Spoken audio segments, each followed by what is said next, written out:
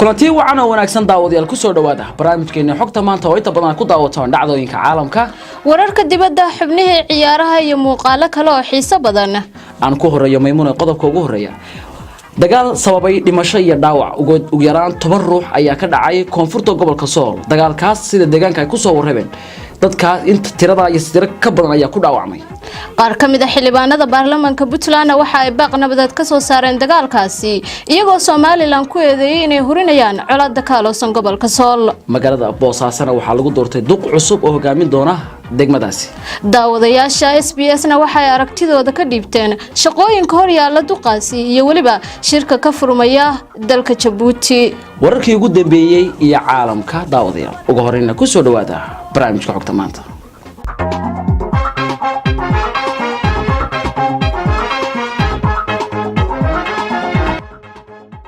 markale wacan daawadayaal ku soo dhawaada barnaamijkii oo faahfaahsan dagaal sababay dhimasho iyo dhaawac ayaa ka dhacay koonfurta gobolka Sool dagaalkan oo u dhaxeeya beelo walaalaha oo wada deegaanadaasi sida khadka telefoonka oo nooga warramay mid kamid ah warbaahinta gobolka Sool uu sheegay khasaaraha kaasi ka dhacay iyo sidoo kale waxyaabaha sababay dagaalkaasi saaka deegaanka dhumay ee gobolka Sool waxa gelinka hore ee saaka dagaal ku dhex maray laba beelood oo walaalaha oo colaadoodu muddo soo jitimisay dhawaana shaqaaladooda lagu xaliyay magaalada Laascaanood ee xarunta gobolka Sool dagaalkan ayaa khasaarihiisa lagu qiyaasay dhimashadu inay tahay 10 ruux sidoo kale waxa uu dagaalku saameeyay isu socodka gaadiidka ee u kala gooji jiray magaalada Laascaanood iyo deegaanada colaadu ka dhacday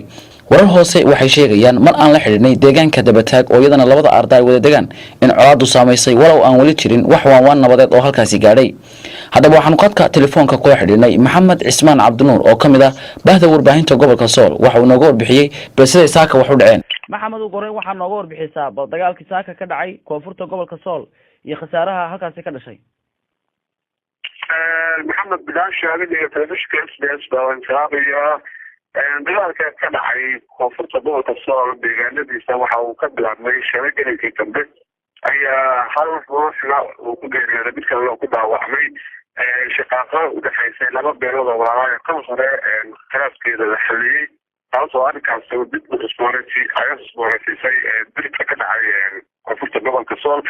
saaka gelikii hore ayaa dagaal bacay uu ka dhacay halka dhumay oo labada beelood ay wada degaan dagaalkaas oo muddo dheer qaatay ilaa iyo gelikii dambe ee maanta la socday waxaa wararku sheegayaan sida aan xogta ku helayo in khasaaro badan oo nafeed oo labada dhinacba uu ka dhashay iyadoo qiyaastii dhimashada sida wararka aan ku helaya ay sheegayaan in ku dhawaad sida gaadhaysa 10 ruux ay ku nafeeday colaadaas iyadoo sidoo kale dagaalku uu ka bilaabmay isla deegaanka dabataag oo iyana labada biloodba ay wada degaan dabcan weerarta sida loo helo khasaaraha rasmiga ee dagaalkaas ka dhashay balse dagaalku waxa uu ahaa mid khasaaro badan oo labada dhinac sababay laakiin warta ku helaya dhimashadu adigu 10 ruux ay gaadhaysaa waxaad nooga warbixisaa siyaabahay wax u dhaceen oo ah si dagaalku saaka cidda bilowday iyo bal siduu ku bilaabmay maxamed waa mahadsan tahay horta marka beelahan colaadoodu dabcan waxay soo jejebisay muddo 10 sano gaadhaysa inta badan waxaa la sugayay kulamo badan oo qodobo badan oo nabada laga soo saaray nabada lagu xogtagayo kulanka ugu dambeysay waxa uu ka dhacay magaalada Laascaanood oo labada dhinac odayaashooda ay isugu yimaadeen waa la kaasimay wixii kulaf waayey xaqii ayaa loo ballansanaa in waqtigii lagu kala qaato laakiin waxaad moodaa in qodobadii lasoo saaray go-aamintoodii iyadoo laga sugayo oo markii la kala sugayo in shilkaasi kala dhacay taas ayaana sababay in dagaalkan maanta ahi uu bilaabmo marka dagaalka wuxuu ku bilaabmay uun arrintaas shalay ee dhacday ee labada ruux midna lagu dhaawacay midna ku geeriyooday waayahay dagaalku dabcan hadda wuu socdaa waad ka dhawaajisay wax hadda ergooyin nabadeed oo labada beelood ka socda ama odayaasha deegaanka oo gaadhay meelaha dagaal ka socday ma jiraan horta sida aan ku helayno inta badan dadka ku nool magaalada Laascaanood iyo gudaha gobolka Sool marnaba ma aanay filaynin in colaad noocaas oo kale ah marka ay dib uga dhex qarxi doonto labadaas beelood marka loo eego go'aamadii iyo waqtigii doonaa iyo tuhdigii la geliyay sidii labadaas beelood nabadooda waxaana lagu fadhiyay hadda in labadaas beelood nabadoodii ay wada qaateen oo hirgelinteedii laga sugayay deegaanada sida ka dhacdo sidoo kale waxaa isag mudan in labada dhinac ay wadeen isku soo dhawaansho iyo isdhexgal iyo kulamo joogta nabada lagu xoojinayo marka ilaa iyo hadda sida warka ku hayo wax waa nabadeed wada oo rasmi oo ku cadeyn karo hadda baxay ma jirto laakiin in saacadaha soo socda ilaa gelika dambe ilaa caawa inay gaadhaan deegaanadaas culimays abaabushay waxgarad iyo odaal ayaa la filaya saacadaha soo socda inay ku baxo aad iyo aad baad isla wararkaasi ayaynu daba soconaayo daawadayaal xildhibaanada baarlamaanka Puntland ayaa baaq nabadeed ka soo saaray dagaalkaasi waxaana ay Soomaaliland ku eedeeyeen in ay markaasi ka dambayso colaadda ka aloosan gobolka Sool xilli salaadii subax laga soo baxay kadib waxaa dagaal dib uga qarxay deegaanka Dhumay oo dhaca koonfurta gobolka Sool dagaalkan u dhaxeeya laba beelood oo wadaaga wadaaga deegaankaasi ayaa ilaa hadda khasaaray dhimashada soo tarayaan haddaba waxaa baaq nabadeed dagaalkaasi ka soo saaray xildhibaanada baarlamaanka Puntland waxay sheegeen dagaalkaasi si shuruud la'aan lagu joojiyo waxayna fariin u direen odayaasha dhaqanka dhalinyarada iyo cid kasta oo hawsha ku shaqo leh in hawshaasi loo guntado dhanka kale waxay dureen in dagaalkan ay cid gaar ah dabada ka riixayso waasay hadalka u dhigeen annagu mudanayaasha baarlamaanka Puntland ee halkan fadhiya waxaan runtii ka xunnahay baaqna u diranaa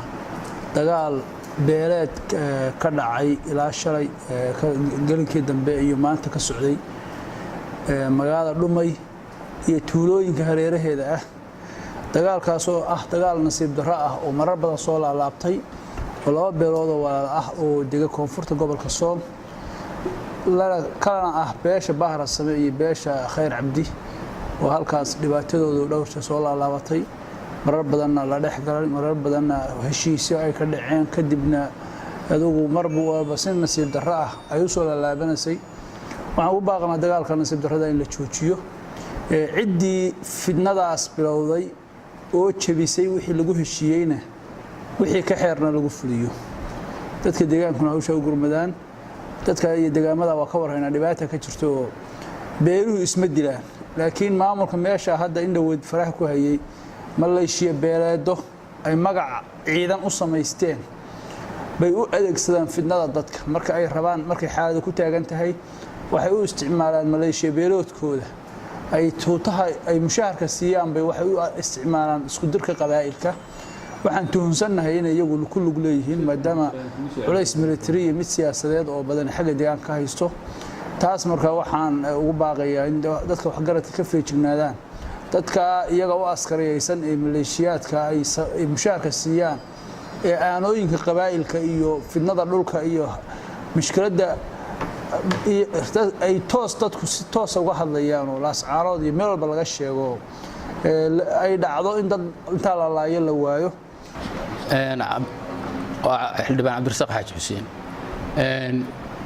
dagaalkaas soo noqday inta badan soo noqday beelaha walaalaha wada yaala ku soo noqday aad iyo aad baan uga xunnahay boqolkiiba boqol baan ka xunnahay maanta inoogu rajo wacnayd oo aanu islahayn heshiiskii kama dambaystaaba la gaadhay maalintii heshiis la gaadhaba inan yar baa dib u dhaqaajinaya inta kalena aqli keeni mayso oo waxba ka war dhowri mayso iyaguna gacantii la galayaan dagaalka soo noqnoqday aad baan uga xunnahay waxaan leenahay meel baad ku wada nooshihiin waad wada dhalateen baraagaha idinka dhaxeeya aqalada isugu kiin dhisan geelasha idin wada daaqa maxay idinka hadhaya maalin haddii aqli keenin oo aydan waxa kan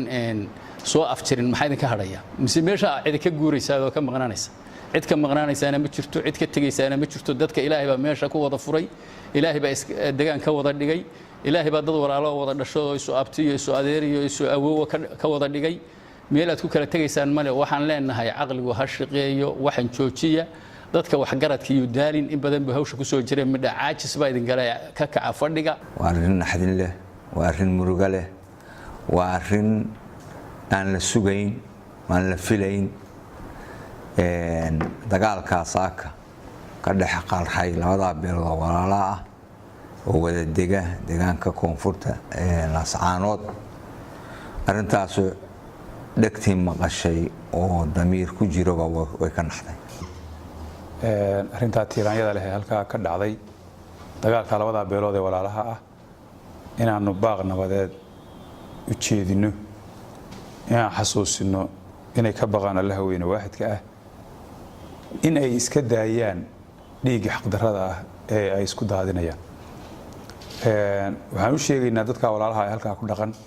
sidii mudanayaashii ugu horeeyay ay sheegeen waa dad walaalaha oo ehela oo isdhalay oo wada dhashay oo isku nool ah oo dhareer wadaaga ma aha dad coloobi kara ma aha dad isqaxin kara qatiiraanyeysanahay dagaalka ka socda dhumay iyo agagaarkiisa oo beelaha walaalaha ay ku dagaalamayaan ilaahay waxaan ka baryaynaa inuu dagaalka inaga joojiyo baaqu direynaa beelaha walaalaha ay ku dagaalamaya koonfurta gobolka Sool gaar ahaan deegaanka dhumay aad iyo aad baan dagaalkaaga xunay waxaan leenahay horta intii dhimata Allah u naxariisto intii wax gaareen ilaahay u boogadhayo waxaan leenahay dagaalka beelaha walaalaha halka ku dagaalamaya inay shuruud la'aan ku joojiyaan dagaalka shuruud la'aan lagu joojiyo wax garadku waa inay kacaan waa inay gacanta ku qabtaan ay hadal la badiyaa wax ma taro oo u jeedaan xildhibaanadii golaha wakiilada ee Puntland dhammaan saakay waxa isu keenay waa arintaas dhibaatada iyo culayska iyo nagu hayso sidii xildhibaanadii iga horeeyay sheegan aad iyo aad baan uga xunaay arintaas saakay markayna soo gaadhay runtii waa waxba si naga noqday waana ka xumaanay wixii dhacay waa dhaceen waxaanu soo jeedinaynaa oo dhammaantay ka xunahay oo u soo jeedinaynaa labada beelood oo dhibaatadaas kala sheegayo dhex taalo inay horta gabi ahaan meesheeda ku joojiyaan waa ka codsanayna dagaalkan ayaa muddo 12 sano ah ka dhex socday labada beelood ee walaalaha ah maxamed axmed jaamac maxamed bidaanshe telefishinka caalamiga SBS garow وهاجاك داوديال أن كسر نقطنا مقال كاس حدبنا البرلمان كبطلان أي باقي نبض أدرين بلها ولا لها كود جالم يكون فرطة قبل كسر سيدا كرنا أي كو إيديا ميموني إن أي كده ميسع على داسي ما هم الكسومالي لان مجرد بوساسو حرون تجنعسية كبطلان وحال دورتي عبد السلام بشير عبد السلام وحنا كجوليستي محمد مره xildhibaanada cusub ee golaha deegaanka Boosaaso ayaa duqa cusub ee magaalada waxay u doorteen Cabdisalaam Bashiir Cabdisalaam doorashadii ka dhacday howlka dowladda hoose ee magaalada Boosaaso doorashada oo saaka xilli hore bilaabatay ayaa waxa ku tartamay laba musharax kuwaas oo kala ah duqa la doortay ee Cabdisalaam Bashiir Cabdisalaam iyo musharaxii kula loolamay doorashada Maxamed Faarax Xaaji Mire iyadoona codaynta doorashada ay ahayd mid qarsoodiya wasiirka arrimaha gudaha iyo dowladaha hoose ee Puntland Abdullaahi Cali Xirsi Timacade oo gudoon u ah guddiga loo xilsaaray doorashada golayaasha deegaamada Puntland ayaa markii ay soo idlaatay codaynta doorashada ku dhawaaqay natiijada iyo codadka ay kala heleen musharaxiintii tartamayay Cabdisalaam Bashiir Cabdisalaam wasoo tartamayay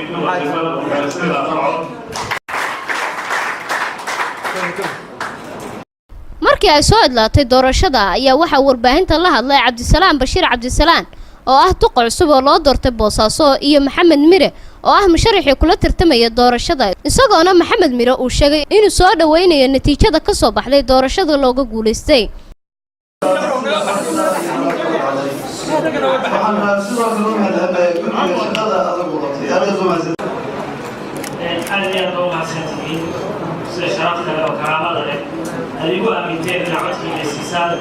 دومينا كنا خبرنا الوصاص شرط سنة وصاص فحنا قليليا مع ديرين يا صحيح كنا ورافي عمل فارق عجيب وأنا ورافي والله سبحانه وتعالى وحوي شفاء عليه وجود الله هو المسلم إن شاء الله تعالى يدور وسلجوا من هذه الله بدنا إنت كذب فحنا حلقة بدنا شعب غير وصاصون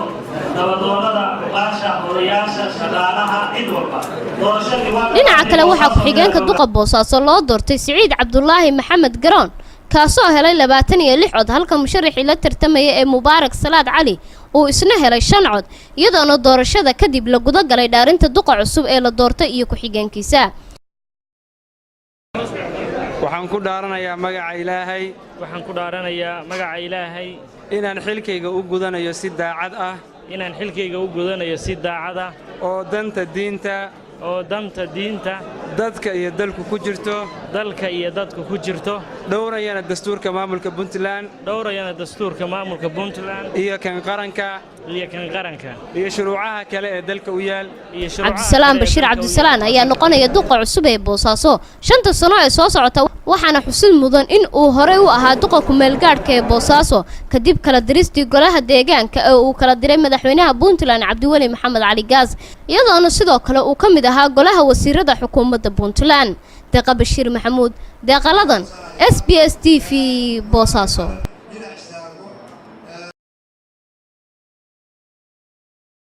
dadweynaha ku xidhan baraha bulshada ee page-ka SBS ayaa orahyo kala duwan ka soo dhiibtay waxay caqabadaha hor yaala iyo sidoo kale waxyaabaha looga baahan yahay duqa cusub qabto maymuun waa mahadsantahay bidhaan show magaalada boosaaso duq cusub ayaa loo doortay cabdisalaam bashiir baana loo doortay oo ahaa wasiirka hore ee maaliyadda Puntland runtii maalmihii ugu dambeeyay waxaa socday markaasi in labada tartamayaasha mid walba magaranaysaa isaga iyo taageerayaashiisuba ay soo muujinayeen oraahyo kala duwan balse maanta ayaa lagu kala haray doorashadaasi oo cabdisalaam ayaa guuleystay khudbado baa halkaa laga soo jeediyey iyadoo uu Mr. Bidana u mahad celiyay cabdisalaam bashiir ugana mahad celiyay uguna hambaliyay markaasi guusha uu gaaray una ballan qaaday inuu markaasi la shaqeynayo aan ku daray waa rag dhalinyaro oo aan isdhihi karno maanta way hogaamin karaan talada dalka ama caasimada Boosaaso aad iyo aad waxay markaasi role model u tahay guud ahaanba dhalinyarada Soomaaliyeed oo dhan in la arko dhalinyaro tartamaysa hadana guuleysanaysa ku dheeraan mayno waxaynu eegaynaa dhankaasi baraha bulshada cali ciise ayaan markana ku wareejinayaa daawadayaal qodobkeena labaad maanta araahdo laga soo dhiibanayay wuxuu ahaa duqa cusub ee degmada Boosaaso oo saakal la doortay dhageystaha daawadaha koobaad ee ka soo dhiibtay aragtidiisa magacay wuxuu ku bilaabay magacay waa Cabdisalaam Axmed waxaan joogaa Burtille duqa cusub ee Boosaaso loo doortay waxba ma soo kordhin maayo waayo kuwii horeba khayr lagama helin waa kud ka guur oo qajoon guur waa sidoo hadalka u dhigay daawadaha ku xiga magac assalaamu calaykum magacaygu waa Cabdiraxmaan Ismaaciil Saleebaan waxaan joogaa Garoowe waan u hambalyeynaya duqa cusub ee Boosaaso waxaan leeyahay Allah kugu asturo xilkaas waxa ku hor yaala waxyaabo badan inaad wax ka qabato oo ay ugu muhiimsan yihiin adeegyada bulshada iyo kaabayaasha dhaqaalaha iyo isku xiridda bulshada guud ee reer Boosaaso waxa muuqata in si kalsooni weyn lagu siiyay maadaama aad aqlabiyad ku guuleysatay aad uma siin daawadaha ku xiga magacaygu waa Ikraan Saciid Jaamac oo joogta Gaalkacyo Puntland duqa cusub ee loo magacaabay magaalada ganacsiyeedka Puntland ee Boosaaso waxa hor yaala hawlo badan oo ay ugu horeeyaan wax ka qabadka amniga magaalada iyo dayactirka wadooyinka dhexmara magaalada iyo xag walba oo horumarka magaalada waad mahadsantiin bahda SBS aad baad mahadsantahay liibaan maxamed shirwac oo ku nool Muqdisho maayirka cusub ee loo doortay magaalada Boosaaso cabdisalaam runtii waa tallaabo wanaagsan oo soo dhaweyn iyo bogaadin mudan waxaan maayirka cusub hor yaala hawlo badan sida inuu ka shaqeeyo nabadgelyada magaalada iyo horumarinta dhinac walba waxaan u rajeynayaa guul iyo hawlkarnimo daawadaha ku xiga wuxuu yiri maxamed cawil axmed degan Boosaaso duqa cusub duqa degmada Boosaaso cabdisalaam bashiir cabdisalaam marka hore waan soo dhaweynayaa waxaan leeyahay hambalyo duqa wax hor yaala hawlo badan oo magaalada Boosaaso magaalo aad u weyn ah oo ballaaran waana inuu wax ka qabtaa amniga magaalada bilicda magaalada iyo in magaaladu yeelato dhaqaale lagu horumariyo duqa hawl adag ayaa sugaysa una baahan inuu la socdo baahiyaha gaarka ah ee ay qabto sida jidadka iyo in wada xumida ka jirta uu u kuurgalo magaalada Boosaaso intaas waxay noogu ekaa qodobadii laga soo dhiibanayay araahda dadweynaha ama mahadsantiin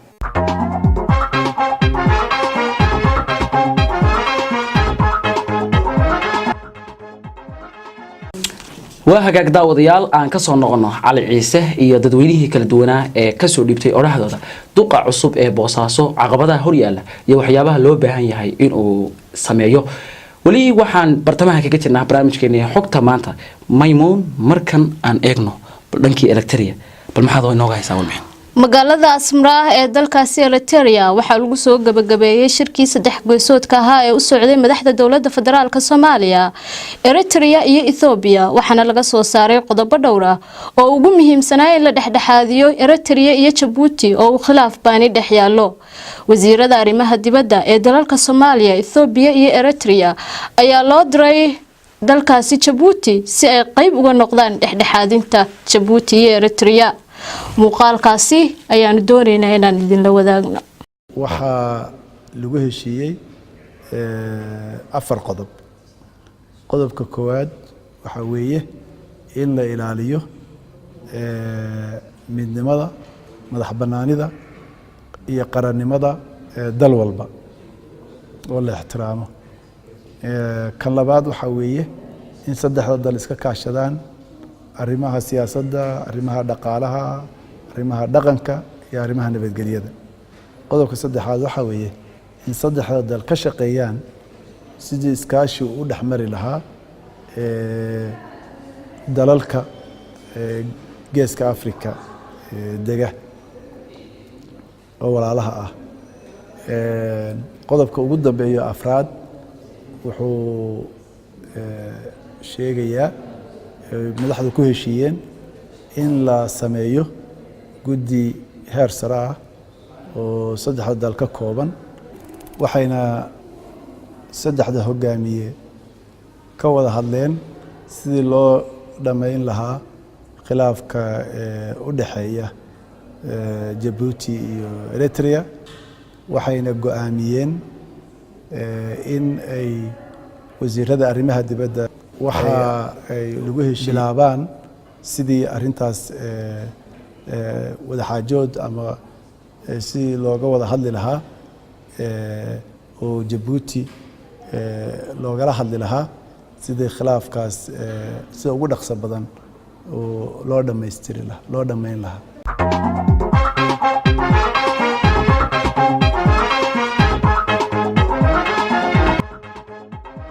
aad baad mahadsan tahay Maymun. isla qodobkaas ayaanu dib rabaan dib ugu noqono baraha bulshada sida tooska ugu xiran ee barta page-ka SBS ayaan dadweynaha u gudbinay bal aragtidooda ku aadan mar kale ayaan idinku celinayaa Cali Ciise iyo qaybtii Facebook. وهاجا قد بمحسين هورياشين محمد بدانشة iyo Maymun qodobkeena maanta aragtida laga soo dhiibanayay wuxuu ahaa dib u heshiisiinta laga dhaxwado wadamada Eritrea iyo Djibouti oo garwadeenka ka yahay madaxweynaha Jamhuuriyadda Federaalka Soomaaliya Mudane Maxamed Cabdullaahi Farmaajo. daawadaha koowaad ee aragtidiisa ka soo dhiibtay qodobkaas wuxuu ku bilaabay magacaygu waa Cali Darwish waxaan si buuxda u soo dhaweynayaa shirka saddex geesoodka ah ee wadamada Soomaaliya, Itoobiya iyo Eritrea labadii maalmood ee la soo dhaafay uga socday magaalada Asmara ee dalka Eritrea. waa tallaabo ugu ah ayna ka muuqato siyaasad cusub oo daahfurnaan laga dareemayo isbedel dimuqraadiyad ku saleysan horseedi karta horumar ballaaran oo dhan walba leh. sidaas darteed khilaafaadka u dhaxeeya wadamada geeska Afrika waa in loo helaa xal siyaasi ah oo waara lana jaan qaadi kara dunida maanta political solution. aad u mahadsan daawadaasi. daawadaha ku xiga magacaygu waa Xasan Fanax jooga dalka Jarmalka. anigu waxaan u arkaa heshiiskan saddexda gees ah inuu yahay waa cusub oo bariyay ama guul weyn oo soo hoyatay geeska Afrika. aad u mahadsan daawadaasi. daawadaha ku xiga magacaygu waa Asadna Suudi oo jooga magaalada Columbus Ohio USA. anigu waxaan u arkaa tilaabo geesinimo leh in wadamada geeska Afrika ay wixii khilaaf ah oo dhexdooda ka jira wada hadal iyo miiska la isugu yimaado lagu dhameeyo. arrintan xiisaha gaarka ah leh ayaa waxay tahay doorka dawladda Soomaaliya iyo kaalinta muuqata oo ay ka ciyaarayso hal u helida Djibouti iyo Eritrea. waa wax lagu farxo in madaxweyne Farmaajo ka dhex muuqda isku keenida iyo heshiisiinta madaxda wadamada dariska ah halka markii hore ay madaxda Soomaaliya iska ahayd kuwa maqaam hoose lagu xisaabiyo. aad u mahadsan daawadaasi. daawadaha ku xiga ayaa wuxuu leeyahay Maxamed Cabdullaahi jooga Garowe waxaan u arkaa in dawladda Soomaaliya noqotay nabadoonka Afrika. waa guul aynu ku faani doono jiilasha cusub iyo qaranka Soomaaliyeed waana gabaldhici maamulada goboleedada u qaraabasho tagi jiray Itoobiya oo sidoo hadalka u dhigay. daawadaha ku xiga magacaygu waa Jamaal Cabdullaahi jooga degmada Arbogays. waxaan u arkaa heshiiska saddexda geesooda inuu bilow u yahay beejka cusub ee siyaasadda geeska Afrika ee ku dhisan nabadda wada jirka iskaashiga dhaqaale iyo mid bulshada. aad u mahadsan daawadahaasina. daawadaha ku xiga assalaamu calaykum magacaygu waa Maxamed Deeq Xasan oo jooga magaalada Minneapolis ee gobolka Minnesota. aragtidayda waxaan u arkaa madaxweynaha Soomaaliya Mudane Maxamed Cabdullaahi Farmaajo inuu la jaan qaaday isbedelka siyaasadeed ee geeska Afrika ka hana qaaday iskuna dayayo inuu soo celiyo booska hogaamineed ee Soomaaliya ku lahayd urur goboleedka IGAD oo aasaase ka ahaa Allah u naxariistay madaxweynihii hore ee shacabka Soomaaliyeed marxuum Maxamed Siyaad Barre. waa ifafaale wanaagsan in la soo dhaweeyo laguna amaano in lagu amaanana mudan inkastoo shacabka Soomaaliyeed ay ka jeclaan lahaayeen madaxweyne farmaajo iyo hogaamiyayaasha dowlad goboleedyada oo gacmaha haysta meesha maanta laba wado ay ku kala joogaan aad u mahadsan yahay daawadahaasina inta aan kaga gudubno daawadayaasha ka soo dhiibtay araahdooda qodobkii ku saabsanaa shirkii saddex geesoodka ahaa ee ay yeesheen wadamada Eritrea Soomaaliya iyo Itoobiya isla markaana ay u gudbeen xal u helida khilaafka u dhaxeeya wadamada Eritrea iyo Djibouti oo garwadeenka ka yahay madaxweynaha Jamhuuriyadda Federaalka Soomaaliya isla maantana ay gaareen magaalada Djibouti wafdi ka kooban saddexda wasiir arrimo dibadeed ee wadamada aan soo xusnay oo u jooga halka xalinta khilaafka u dhaxeeya wadamada Djibouti iyo Eritrea aad buu mahadsan yahay Cali iyo sidoo kale daawadayaasha nagala socda baraha bulshada maymuun markan iyo ciyaarihii maxaa ugu dambeeyay ciyaaraha oo ugu xiiso badnaa noo haysaa sida maalmahan baa xagga ciyaaraha noo qaabilsanaa mahadsanid bidaanshe Ryan Giggs ayaa sheegay in Gareth Bale uu Cristiano Ronaldo ka midan yahay in la guddoonsiiyo abaalmarinta gooldhaliyihii ugu fiicnaa Premier League sidoo kale sanadii Zidane ayaa tababaraha kooxda Real Madrid waxa uu diray digniin adag qodobadaas iyo kuwa kaleba ciyaaraha ayaad ku daawan doontaan haliga kooxda Manchester United Ryan Giggs ayaa muujiyay sida uu uga soo horjeedo in Cristiano Ronaldo uu ku guuleysto abaalmarinta goolkii ugu fiicnaa tartamada Yurub xilli ciyaareedkii la soo dhaafay goolkii uu Cristiano Ronaldo ka dhaliyay kooxdiisa haatan ee Juventus tartanka Champions League ayaa loo caleema saaray inuu ahaa kii ugu fiicnaa tartamada Yurub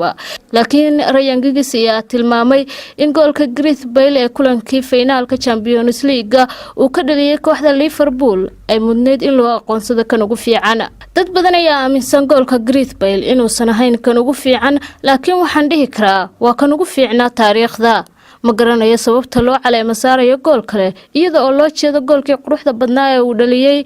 Gareth Bale isla markaasina la isaga indhitiro goolkaasi sidaas waxa yiri Ryan Giggs laacibkii hore ee kooxda Real Madrid Steve McManaman ayaa ka hadlay fikirkiisa ku aadan in Los Blancos ay wanaagsanaan lahayd inay heshiis la soo saxiixato Kylian Mbappe marka loo fiiriyo Neymar Stephen McManaman ayaa tilmaamay Kylian Mbappe inuu yahay bedelka saxda ah ee Cristiano Ronaldo kaasoo suuqay xagaaga u dhaqaaqay kooxda Juventus laakiin madaxweynaha kooxda Real Madrid Florentino Perez ayaa la fahansan yahay inuu si aad ah u doonayo inuu markaas heshiis la saxiixdo laacibkii hore ee kooxda Barcelona Neymar haliga xulka qaranka England Stephen McManaman ayaa si weyn uga soo horjeesaday arrinkaasi waxaana uu yiri haddii Neymar uu yimaado xaaladda way adkaan doontaa sababtoo ah wuxuu hore ugu soo ciyaaray Barcelona waxaana la socdaa in Florentino Perez uu si weyn u doonayo saxiixiisa tobriye hore ee kooxda Real Madrid sanadii Zidane ayaa u sheegay dhigiisa haatan leeliyaha Los Blancos ee Julian Lopetegui inuu ku guuleysto tartamada oo dhan sida suurtagalka si uu u daboolo baahida jamaahiirta iyo saxaafadda sanadii Zidane ayaa tilmaamay in shaqada kooxda Real Madrid ay tahay waxaad u adag maadaama ay tahay mid xilli kasta ku xiran inaad guuleysato isagoo sheegay in si joogto ah uu isugu day jiray inuu raaco falsafadaasi taasoo keentay inuu ku guuleysto 3 jeer oo xiriir ah tartanka Champions League mahadsanid maymuun aan ka soo noqono dhanka ciyaaraha gabi ahaana daawadayaal waa naga intaas barnaamijkii xogta maanta waxaa si wada jira halkan idinkaga soo jeedinayay maymuun cabdirasaaq iyo maxamed bidaanshe waxaan u mahadcelinaynaa cid kasta oo qayb ka qaadatay inta uu socday barnaamijku intaynu ku kulmi doono barnaamijka xiga dhamaantiin waxaan idinkaga tegaynaa nabadiina iyo nooli kulanti dayaxiyo cadceeda darad layga yeedho daruraha korkooda durban layga tumaaye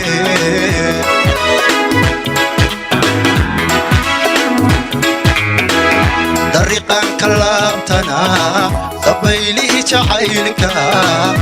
igu soo dagayo daris aanu noqone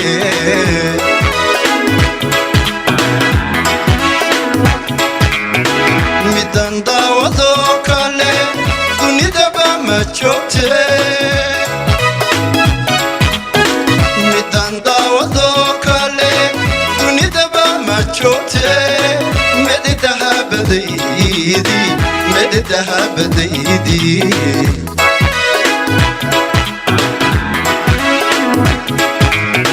midan daawado kale dunidaba ma joogte midan daawado kale dunidaba ma joogte meddahabadaydi بديدي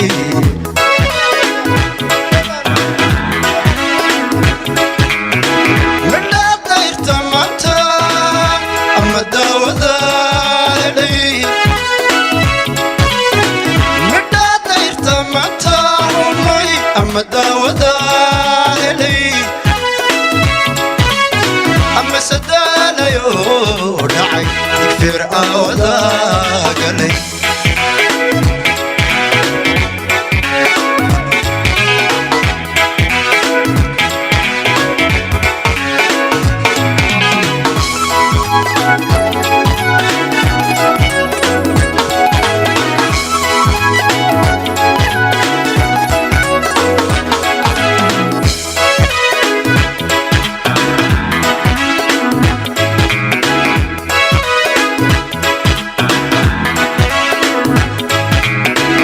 شعلكي علمي بدلا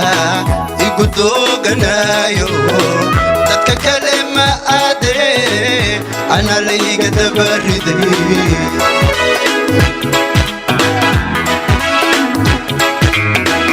انت دمرت شعلادا ضخو إلى حبابو سيدا أندر درانا هاي اسكت بورقتي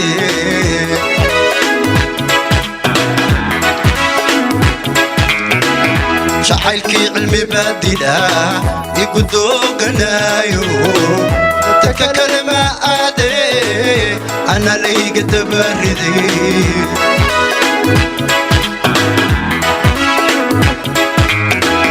انت دمرت شعلادا ضخو إلى حبابو سيدا أندر درانا هاي اسكت بورقتي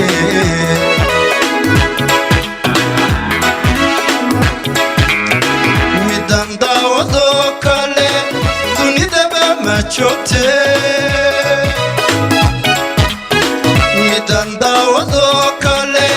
دوني دبا ما تشوتي مددها بديدي مددها بديدي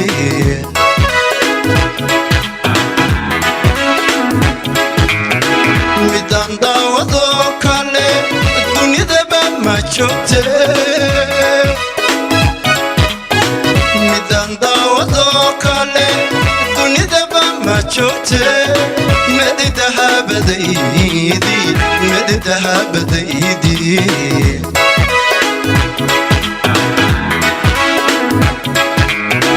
ولا داير تماتا أما داودا لي مدا داير تماتا أما داودا لي